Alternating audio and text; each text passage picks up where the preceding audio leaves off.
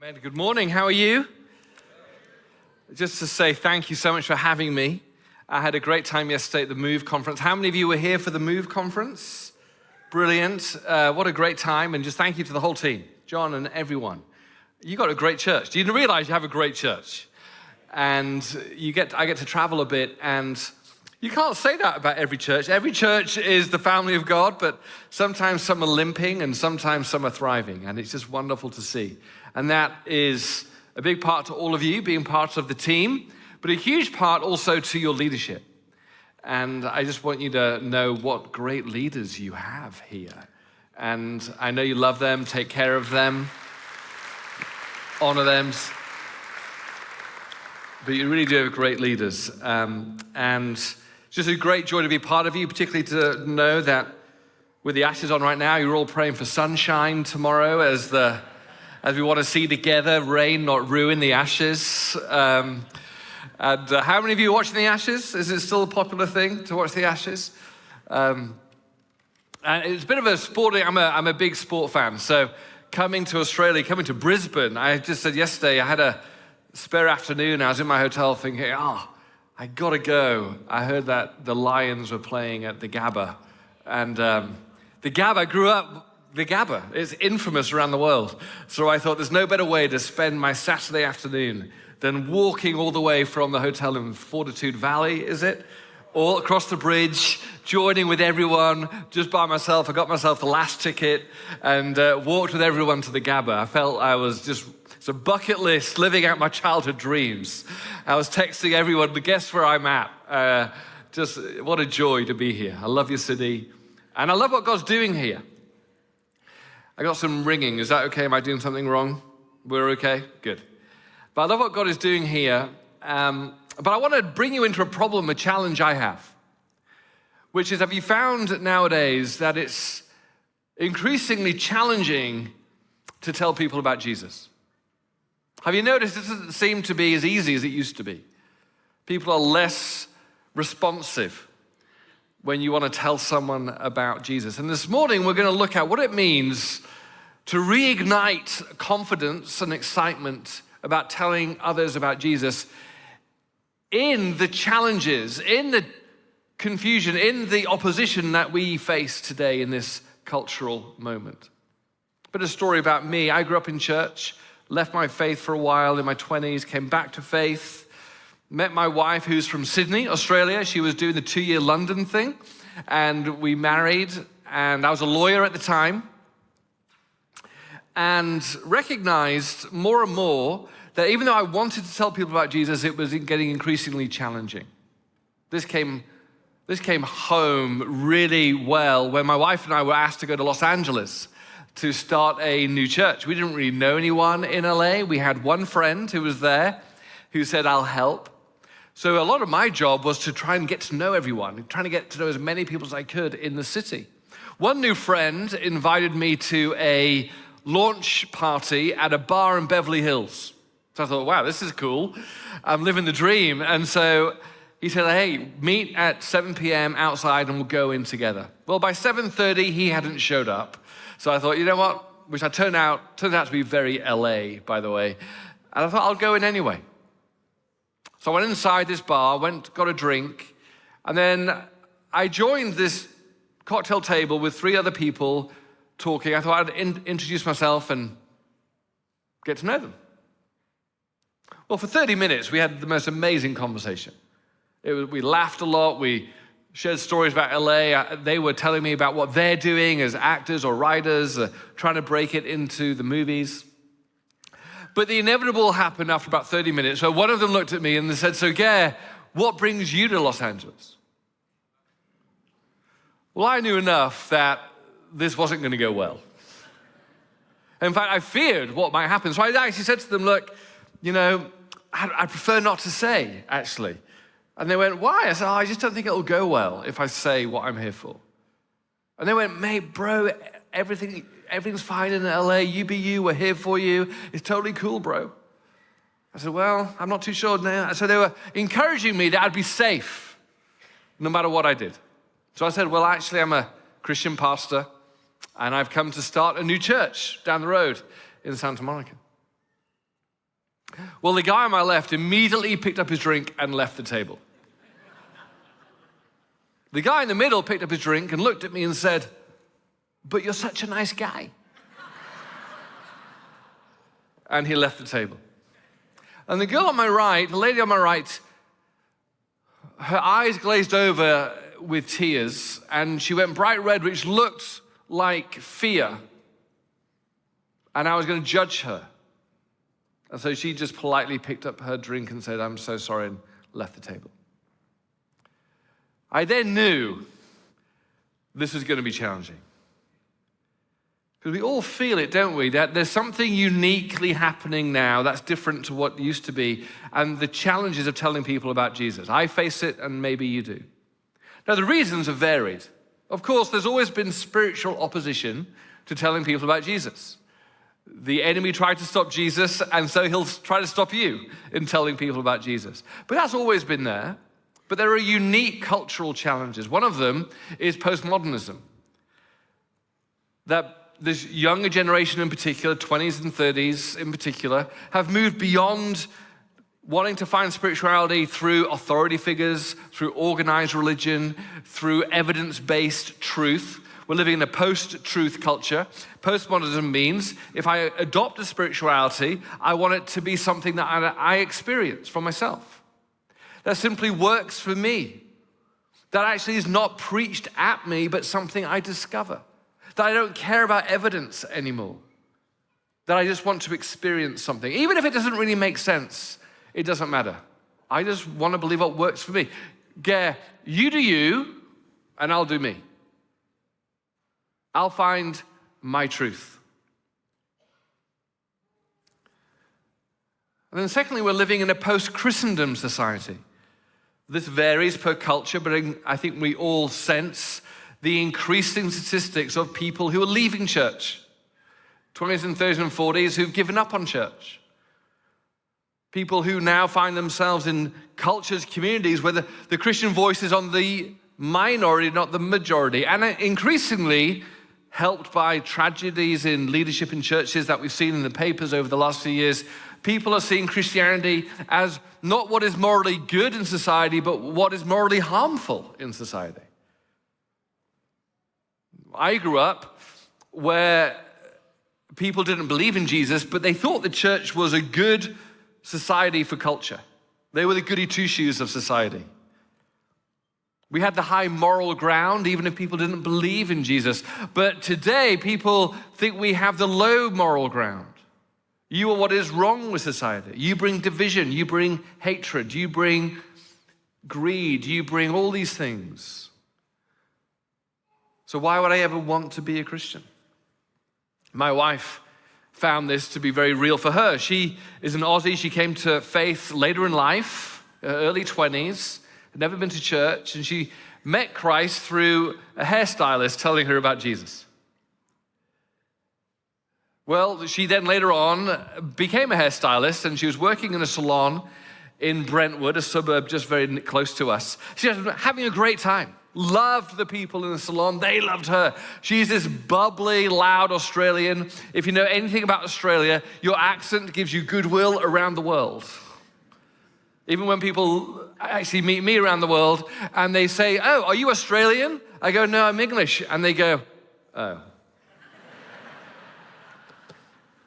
So my wife has got this Aussie goodwill and nature about her. They loved her to pieces. Didn't know really much about her. She used to be a dancer. She is now a hairstylist. And all they knew was that they loved her. And she loved them. Until one day, one of the hairstylists Googled who she was. Now, that didn't come up with anything exciting, except that she was married to me, a Christian pastor. 2 days later, she was asked to leave the salon. Because word got round that there was a Christian amongst us. And Christians, we don't want them. They're going to bring division. They're going to bring hatred. They're not going to be welcoming of everyone. She was seen, despite not having said a thing and loving everyone, her faith was seen as something to push away. Maybe you're experiencing a lot of that or just observing that. Maybe you've got loved ones that you go, wow, they're so far from Jesus. I don't know what's going to help break into their life. This morning we're going to look at what it takes for us to once again embrace telling the lost in ways that we're passionate about and are effective, that reach the far, reach the spouse who will never come to church, reach the friend who rejected God, reach the neighbor who's never going to darken the door of a church ever again. What does it take? What does it mean in this cultural moment to share the good news of Jesus? To do that, we're going to look at two things. We're going to look at why telling others is still really important. And what's the motivation? Why do we tell others? And then how? How do we do it in ways that are relevant for this culture and the people of my city? So let's begin with the why. Let's turn to Acts chapter 16 as we look at the motivation, the why. We are all called to share our faith even though we may not be, quote unquote, an evangelist. Acts chapter 16 is the story, if you don't know, just to remind you, that Paul is on his second missionary journey. He's already planted a lot of churches and he's going back on a next trip to encourage them to see how they're getting along. There was no Zoom in those days, so he had to go visit them and say, hey, how's it going? And on this second trip, the Holy Spirit does something unique in his life. We're going to pick it up in verse 6 of chapter 16. It says this, Paul and his companions traveled through the region of Phrygia and Galatia, having been kept by the Holy Spirit from preaching the word in the province of Asia. When they came to the border of Mysia, they tried to enter Bithynia, but the Spirit of Jesus would not allow them to. So they passed by Mysia and went down to Troas. During the night, Paul had a vision of a man of Macedonia standing and begging him. Say the word begging. Begging. How many times have you begged for something?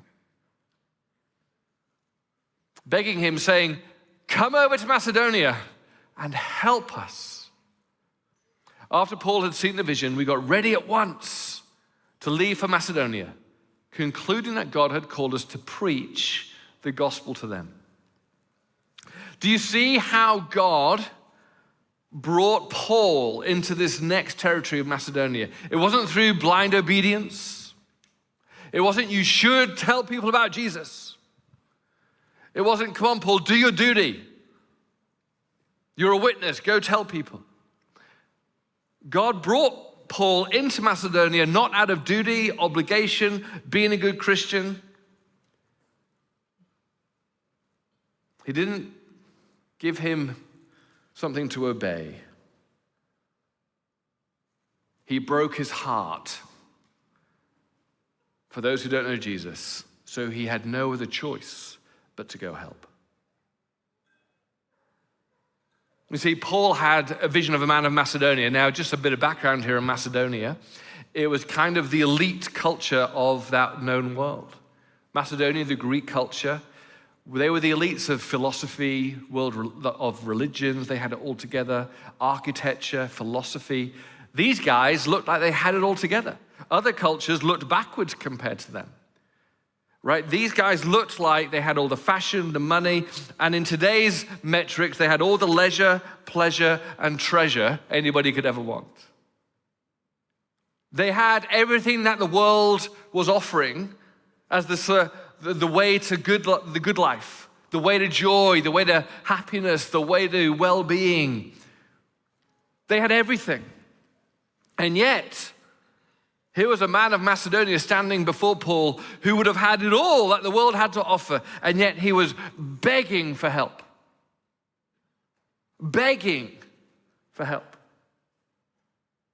You see, we can sometimes forget that the world is offering all sorts of goods and services and experiences that they say will promise a good life, but there's nothing more disillusioning and disheartening and hopeless than having all of that and realizing that your heart is still empty. I think it was Jim Carrey, the actor, who said, I wish everybody would have everything they've ever wanted so that they would then realize that it's not enough. And here before Paul was this man from Macedonia, not just politely saying, Paul, it'd be lovely for you to come and be a guest speaker. It wasn't a dignified approach of someone who was kind of hungry. It was a man who's tried everything and was still desperate. This is not it. We need Jesus. Now, people in your life may not know they need Jesus, but see, Jesus looks beyond the facade of their leisure, pleasure, treasure. He looks beyond the facade of their living a good life, and he sees into the human heart, and he sees people begging for help. Begging for some kind of solution to the marriage that is falling apart. Begging for help for their mental health, which is taking a beating over the last few years. Begging for help with the fear of what if the economy collapses? What am I going to do? I'm in control, and I'm really not in control. And they lie awake at night scared. Begging for help as they approach old age, thinking, oh my gosh, what's going to happen? And what's my future going to be? And I have the privileges of a pastor, of being allowed in sometimes into the inner worlds of people who look like they have it all together. And in my city, they do everything to look like they have it all together. They've got the beach homes, they've got the Mercedes G-Wagons, they've got the Teslas, they've got the Botox, all that kind of stuff. And I have the privilege of going inside their inner lives. They don't know Jesus, and I see it looks great on the outside, but they're begging for help on the inside. See, Jesus hears the cries of people who don't know him every single day, every single night, and his heart breaks. His heart breaks. They're begging. They often don't realize they're begging for Jesus. They just say, help! And telling others about Jesus begins not with duty, but your heart is broken for people who don't know. They're trying everything, but it's not satisfying. And they're facing the challenges of life without the author of life. And I, every year, have to remind myself, have to pray, God, break my heart for those who don't know you. Show me what it's like again not to know you.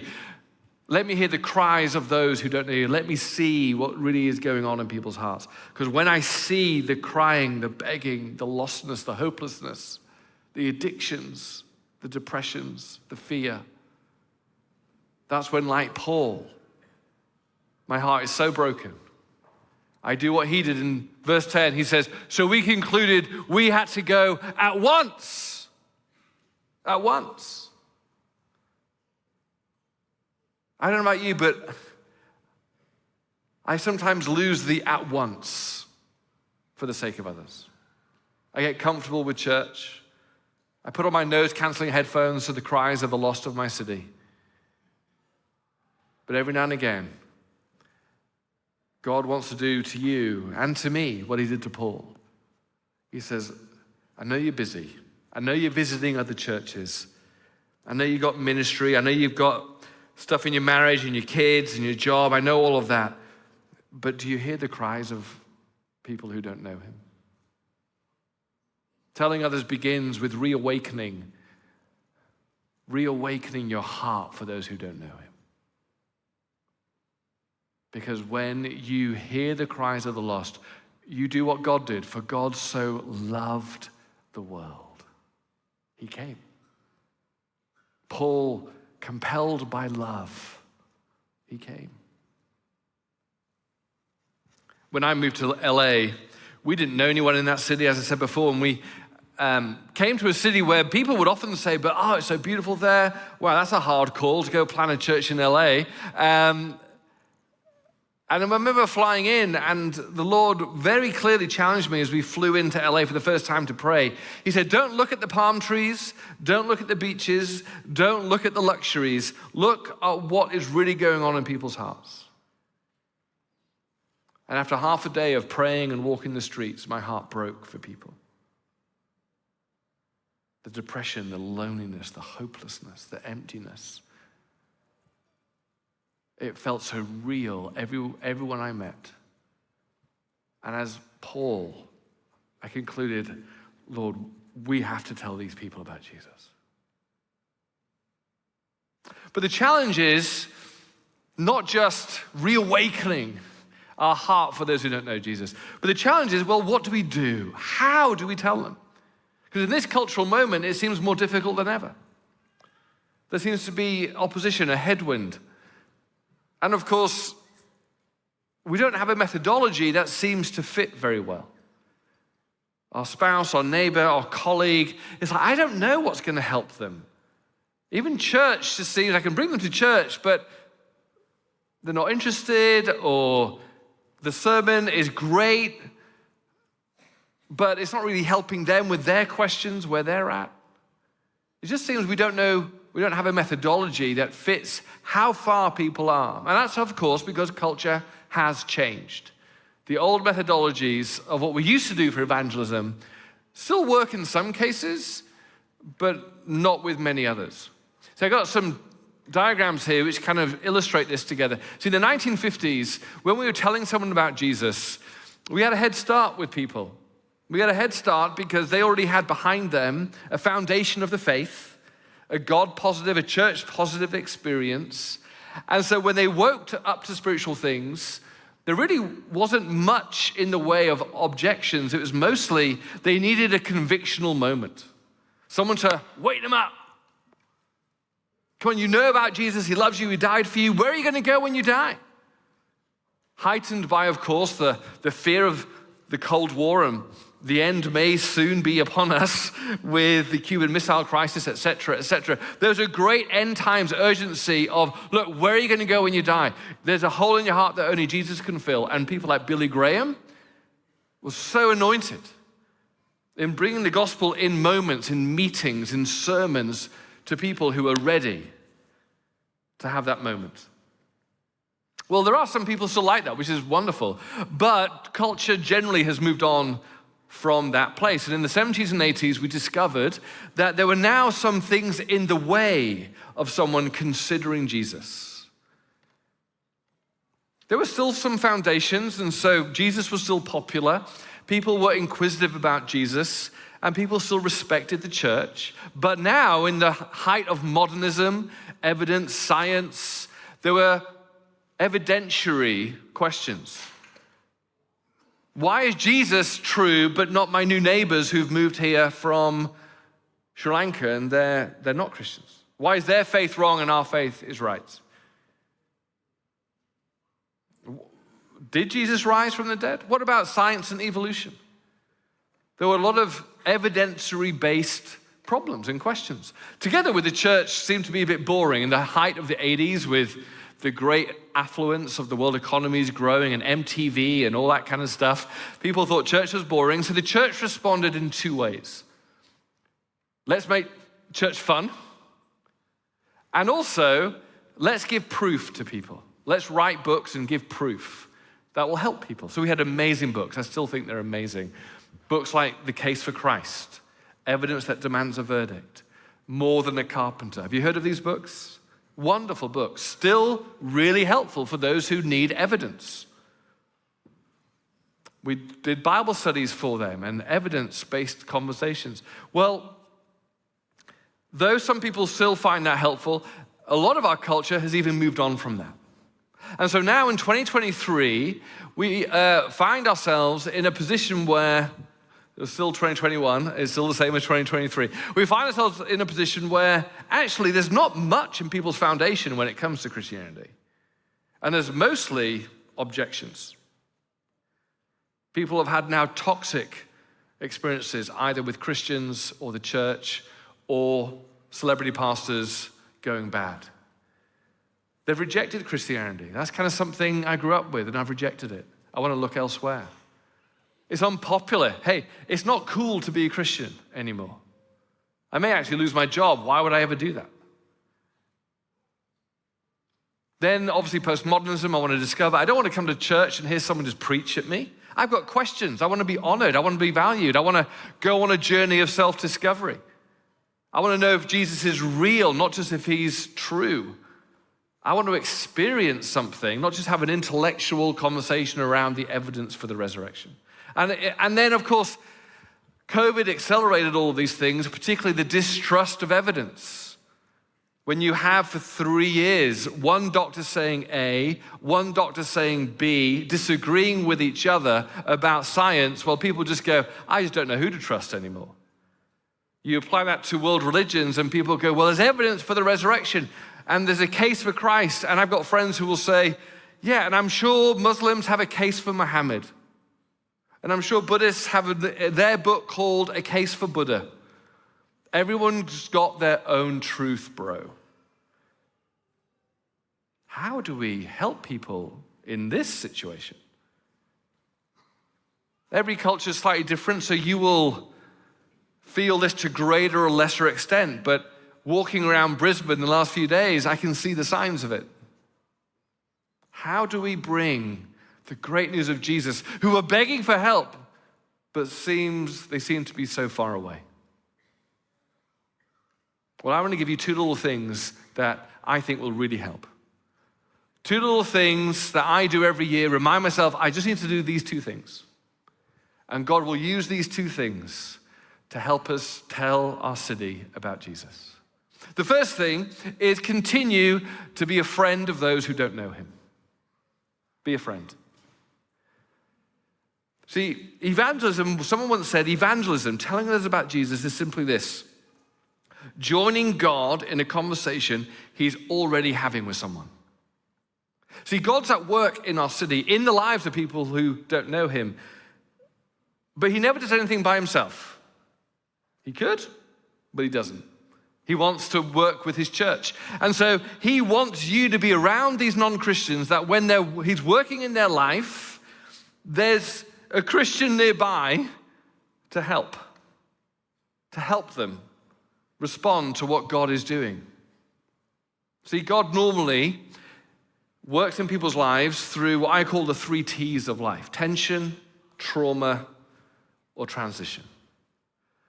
See, normally one of these 3 T's unsettles someone enough that God is saying, see, leisure, pleasure, treasure isn't a secure foundation you thought it was. It could be going through sickness. It could be having a tragedy in your family. It could be moving to a new town. It unsettles people, and God often uses these things for people to open up to the big questions of life. And in those moments, guess what God wants? For them to know of a Christian friend. Someone who they trust, they can process these questions with.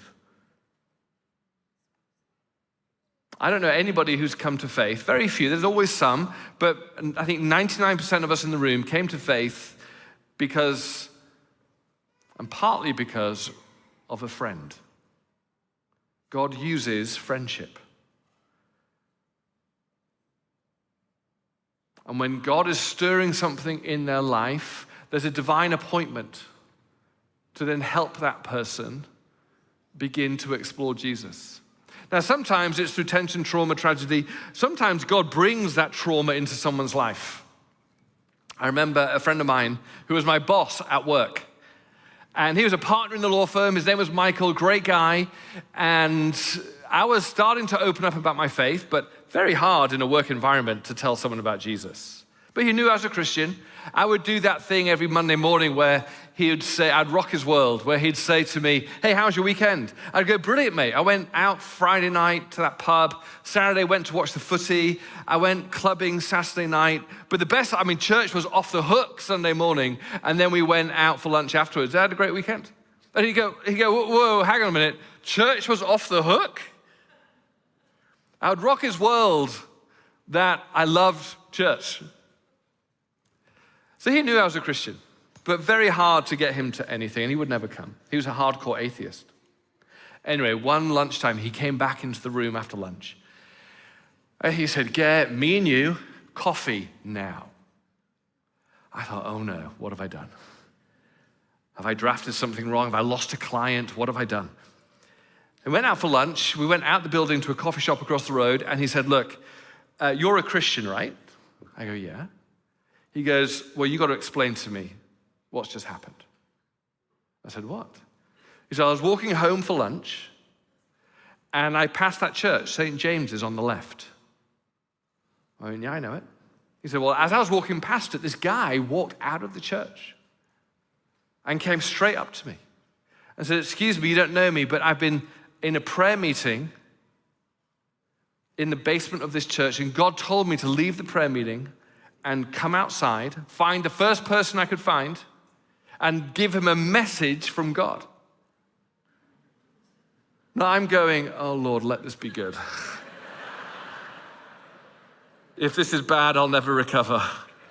If this is weird. I said, Michael, what did he say? He said, well, you know I've lost a loved one recently. He told me about it, and he'd been really grieving a family member who died.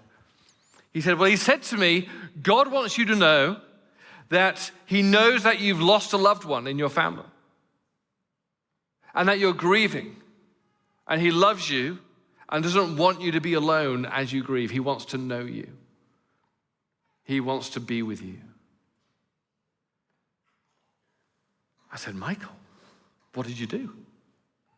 He said, well, I ran straight to you. I said, well, you didn't say anything to this guy? He went, no. How does he know these things? I said, well, Michael, could it be that God does love you? He's trying to get through to you. So much so that he told this very brave Christian in the church to do something extraordinarily courageous, to come outside and say that to you. Maybe he's trying to get through to you. It woke Michael up to maybe there is a God. Maybe I should investigate this. See, I've got faith that God is always working in someone's life. The ones you're praying for, the ones you love, your spouse, your neighbor, your kids, your colleagues, he is working, and eventually he's going to do something. And guess what? Who needs to be nearby? A Christian they trust. A Christian they love. Who's not judging them, not being harsh with them, who loves them. A Christian not like the people they see in the press. A Christian they respect. But see, being a friend with Michael was not enough, though. Because what do I do with Michael? You know, it's like, okay, what do I do? He wouldn't want to come to church because the Sunday sermons, they were good, but it wasn't going to, I knew he had real questions. I knew he had real objections. I knew that I didn't have all the answers. Thankfully, I'd become part of a church that gave me something that would help. Something that would help someone far from God with questions, who didn't trust pat answers, who had some objections to Christians, who had a struggle, who wanted to discover and have no judgment, no pressure, just come in a safe environment and respond to what God is doing and explore this person of Jesus on their own terms at their own pace. That Michael had all these barriers. He was now stirred, but all these barriers. And thankfully, I found a tool that I thought, I know this is perfect for you. And this thing was called Alpha. Now, this is what I found Alpha does in people's lives. Sometimes with help of preaching on Sundays.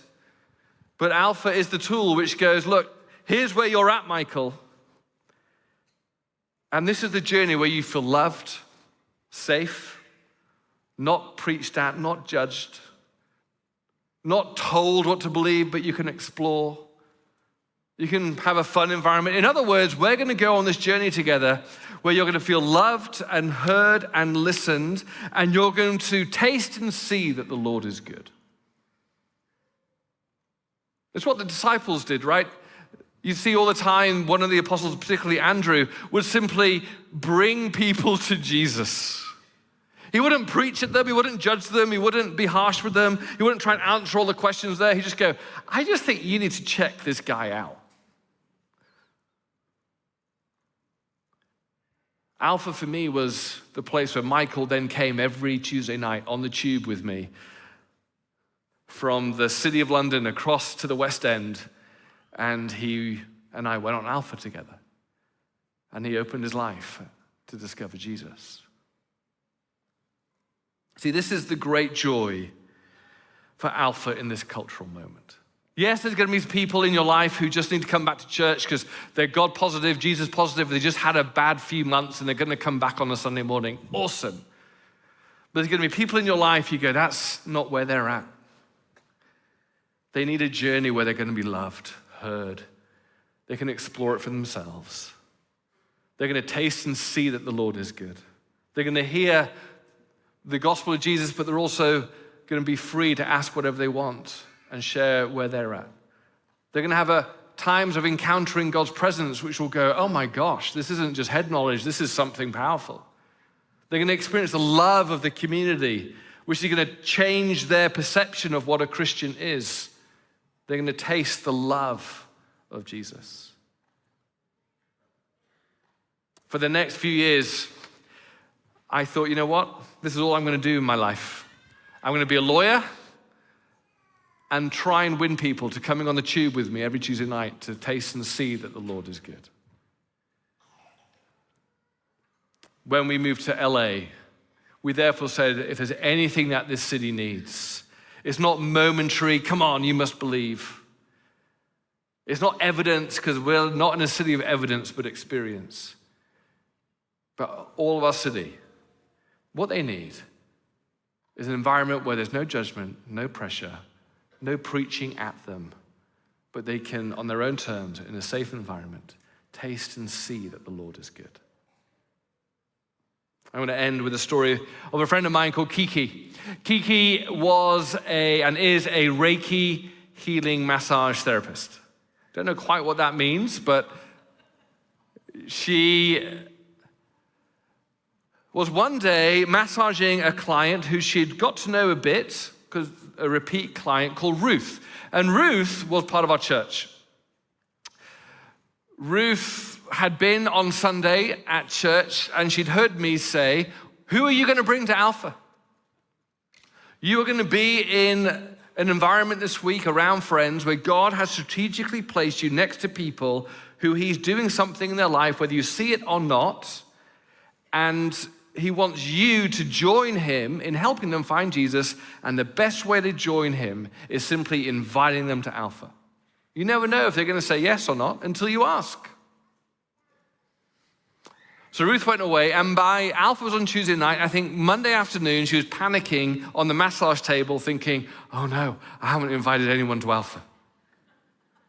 So she thought, oh, Kiki, do you want to come to Alpha? Kiki went, what's Alpha?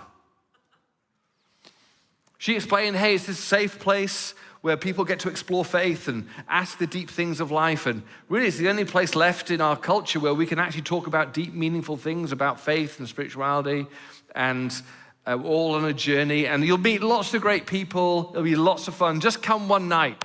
You'll have a good time. Kiki's first response was, it's not a church, is it? Kiki and Ruth went, no, it's not church. It's Alpha. So she went, sure, I'll come along, I'll give it a go. So Kiki comes along, and she finds herself in my small group. Much, to everyone's disappointment, I'm sure, but she's in my group, and she doesn't say anything for 6 weeks. Just in the group, she faithfully comes back, but doesn't say anything. Which is great on Alpha, because you don't have to say anything. It's a safe space. Week 7, she comes into the small group discussion time, and she says, hey, Ger, before we start, can I say something? I go, sure. Kiki, that's wonderful. So she says, well, I want to say it to everyone, because my group is pretty much all non-Christians. I love my group. And she said, look, I know everyone's asking questions and searching, and I just want to tell my story, and that is, I'm a Reiki healing massage therapist. I've tried everything, looking for spirituality. But last week, do you remember, Ger said to us at the end of last week, if you want to know if Jesus is real, simply sometime this week, pray this prayer. Jesus, if you're real, show your love to me. So I thought, well, why not? I've tried everything else. So she said on the Wednesday morning, she got up and she remembered that. And so she just said before she left the house, okay, Jesus, if you're real, show your love to me. And she said, it was unbelievable. I just was overwhelmed with this love. It just felt my body was on fire. I felt love. I started to cry. I'd never known just that sense of love for me. Like, Jesus loves me. I mean, I didn't want to go. I kept praying it. I didn't want it to stop. I just kept praying, Jesus, if you love me, show your love to me. Yeah. And eventually I had to go to work. I just thought, everyone needs to know this love. So I started to massage people and say silently, Jesus, if you love them, show your love to them.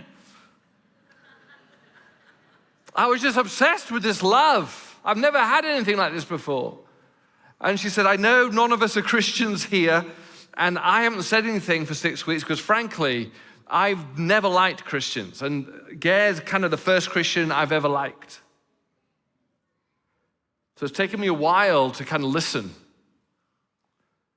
But I got to say, I know none of you may believe this. Like, I know you're all on your own journey. But I've been on a journey all my life. I'm now in my mid-50s.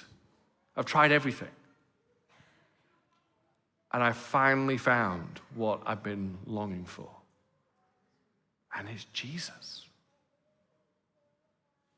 Jesus had changed her life. She then completed Alpha, became part of our church, longed to see other people come to Alpha. And guess what? It was all because God was doing something in her life. Her heart was still crying out. She tried everything. And one day, Ruth is in her life and just says, hey, do you want to come to Alpha with me? It's the power of an invitation.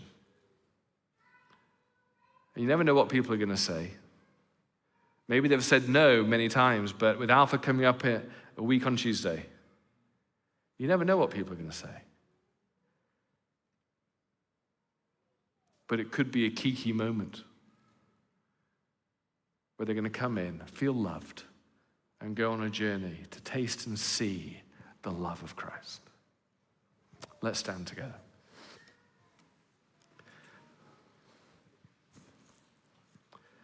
Love you to close your eyes. Because I think God is always speaking to us individually, uniquely in these moments. And just process with him. Oh God, what are you saying to me? What are you saying to me? Come, Holy Spirit. Come, Holy Spirit. For some, it's, I don't have a heart for the lost.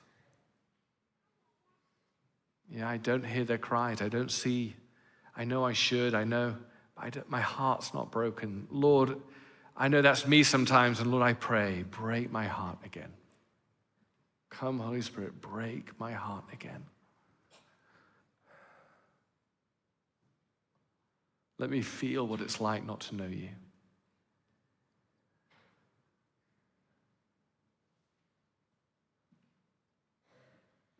The hunger that nothing else will truly satisfy.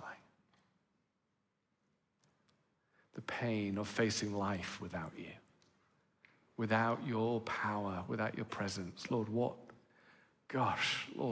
is it like not to have the foundation of Christ and his presence and his power?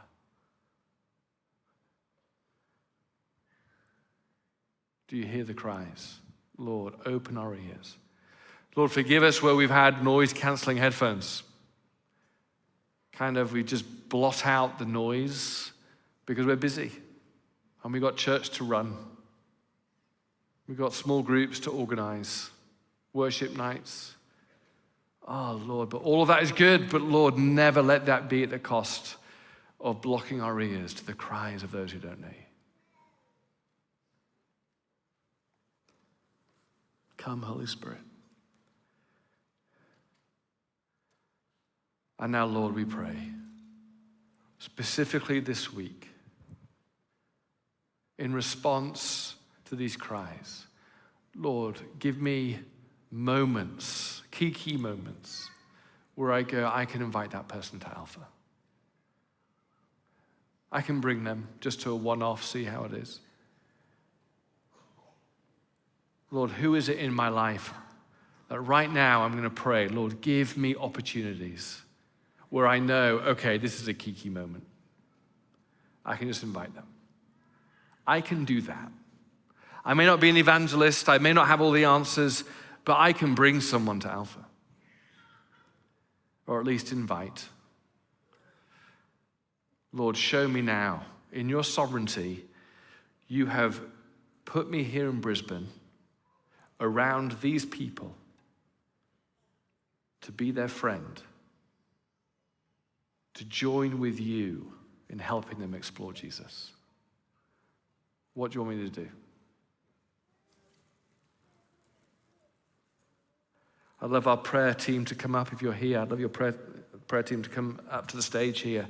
And as we worship now, there's going to be people in your life that you go, oh Lord, give me the courage, give me opportunity. Maybe you're desperate. It could be a spouse, it could be a child, it could be a colleague, a friend. And we want to stand with you and pray with you for moments of breakthrough that you can invite them.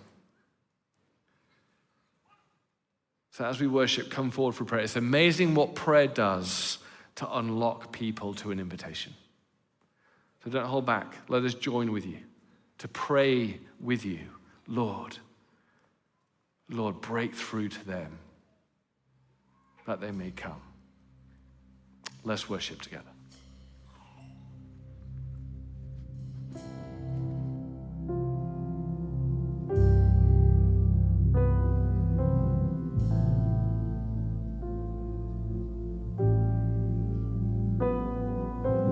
I just want to speak the name of Jesus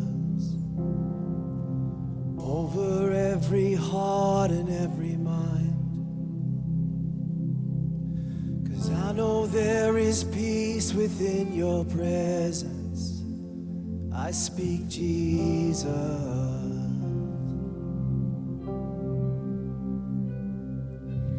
I just want to speak the name of Jesus till every dark addiction starts to break, declaring there is hope and there is freedom. I speak Jesus. 'Cause your name is power, your name is healing, your name is life. Break every stronghold, shine through the shadows, burn like a fire.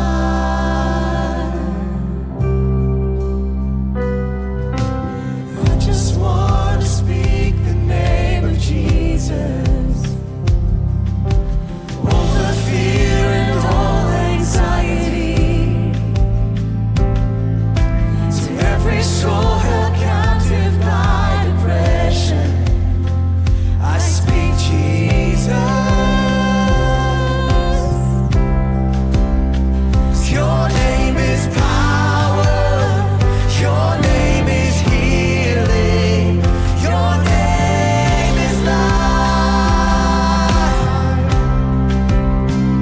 Break every stronghold, shine through the shadows, burn like a fire. 'Cause your name is power, your name is healing, your name is life. Break every stronghold, shine through the shadows, burn like a fire. I encourage you just to keep coming. I reckon some of us here have been rejected a few times. Just as Ger was praying for us before, I just reminded of a friend of mine who made it to week 2 of Alpha a couple of years ago. And it's just the person that God's put back in my heart today to say, let's have another go. I reckon some of you have got a friend that, you've got to a point where it didn't look like there was any progress, or you faced some rejection. And God's just saying, don't give up. Don't give up. Give another invitation. You've heard me tell the story of my grandfather who rejected his neighbour in 1952 time after time after time, but he didn't give up. And now there's 4 generations of people following Jesus because of a simple invitation. If you've faced some rejection in the past, just come. Let's stand together and pray together for God to break through, for God to do what only He can do as you make the simple invitation that only you can make. Come on, just keep coming. I'm going to pray. Father, thank you. Thank you that you don't give up on us. You keep chasing us down. You keep chasing us down, sometimes for decades, God. You chase us down. God, I pray for those you put in our lives that you're chasing down, and you're calling us to be a constant. You're calling us to be a constant love, a constant place of speaking the name of Jesus, of showing the love of Jesus. God, I pray that you'd help some of us today to overcome rejection, to overcome the fear of rejection. God, to overcome that sense of failure, or it didn't look like anything was happening, and to trust that you are still working, God, even when it doesn't look like you're working. Trust that you're at work in people's lives. God, would you fill us with fresh hope today? And God, would you give us that prompt, that little gentle push to overcome that hump of rejection? And pray for breakthrough to come, for whole families to be redeemed. God, for those key moments, God, we pray in Jesus' name. Come on, just keep coming. Just sing out that chorus, Lucky. Finish us off. Shout Jesus from the mountains, Jesus in the streets, Jesus in the darkness over every enemy, Jesus for my family, I speak the holy name, Jesus.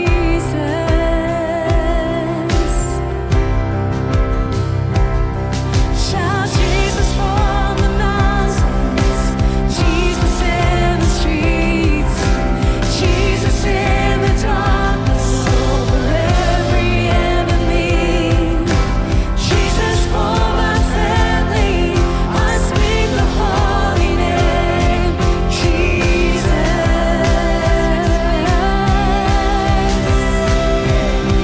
Shout Jesus from the mountains, Jesus in the streets, Jesus in the darkness over every enemy, Jesus for my family, I speak the holy name, Jesus.